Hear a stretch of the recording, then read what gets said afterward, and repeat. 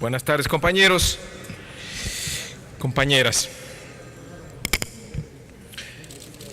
El combate a la corrupción es la batalla más importante en nuestro país y de su éxito o fracaso depende el destino de nuestra democracia. No es el problema del comportamiento de funcionarios públicos o de algún partido político o de algún grupo de políticos.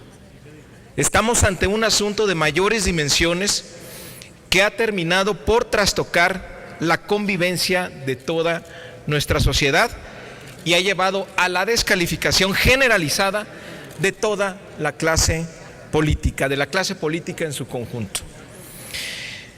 Decía André Glucksmann, un pensador francés, que si el combate en el siglo XX había sido entre democracia y totalitarismo, en el siglo XXI el antagonismo es entre democracia y corrupción.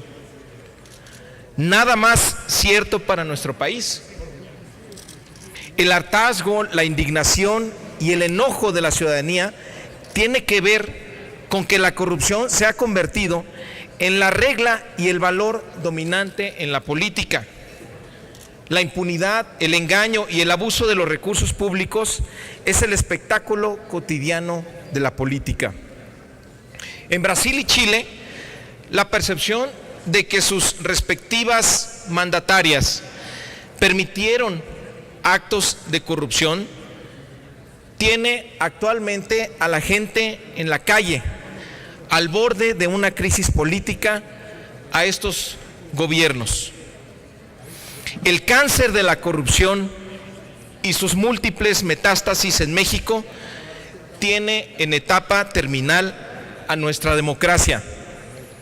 ¿Cómo se va a canalizar esta indignación en nuestro país? ¿Le podemos pedir paciencia a los ciudadanos?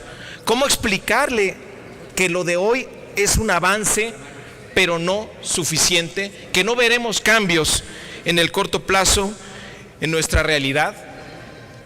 He escuchado varias participaciones, casi todas las participaciones de mis compañeros, y lo que se tiene son diversos matices sobre cómo calificar la reforma que se aprueba el día de hoy. Hay quienes desde un punto de vista teórico y académico presentan este dictamen como un avance en relación a la situación actual, aceptando que es insuficiente, pero que es un avance al fin. Sin embargo, cuando se evalúa esta teoría, estos avances teóricos, con nuestra indignante realidad, los avances se empequeñecen. Hay quienes desde la autocomplacencia dicen que hay que felicitarnos por el esfuerzo, que para un país con una cultura de corrupción como el nuestro es un avance, que debemos aceptar esto o nada. A mí me parece que en la lucha contra la corrupción, así como en la lucha por la justicia, no hay puntos intermedios y no se puede aceptar la tibieza, porque se termina siendo funcional para permitir que exista un sistema político corrupto. El aceptar avances a medias es validar que nuestra democracia y nuestro sistema de partidos no funciona para hacer los cambios que nuestro país necesita y que no funciona para terminar con la corrupción. Decía Luther King que no temía al grito de los corruptos, sino al silencio de los honestos. Entiendo la complejidad de avanzar en un sistema permeado por la corrupción, incluso donde la alternancia democrática no funcionó para cambiar la corrupción dentro del sistema político. Es como pedir al sistema político que haga un suicidio. Esta reforma claramente es insuficiente y no podemos pretender que la ciudadanía vaya a celebrar o a entender siquiera este avance. Lo que vamos a hacer es abonar al desánimo y al desencanto, refrendarles que la democracia no cambiará a este país. No debemos aceptar a la corrupción como si fuera una plaga bíblica. La corrupción es un problema de incentivos y la corrupción se combate como se barren las escaleras, de arriba para abajo. Si no iniciamos desde la cabeza, si el presidente de la República no puede ser juzgado por corrupción, nada va a cambiar. Quisiera poner un ejemplo. Si lo que hoy se aprueba hubiera sido aprobado hace un par de años, ¿hubiera cambiado el tema de la Casa Blanca? En lo absoluto.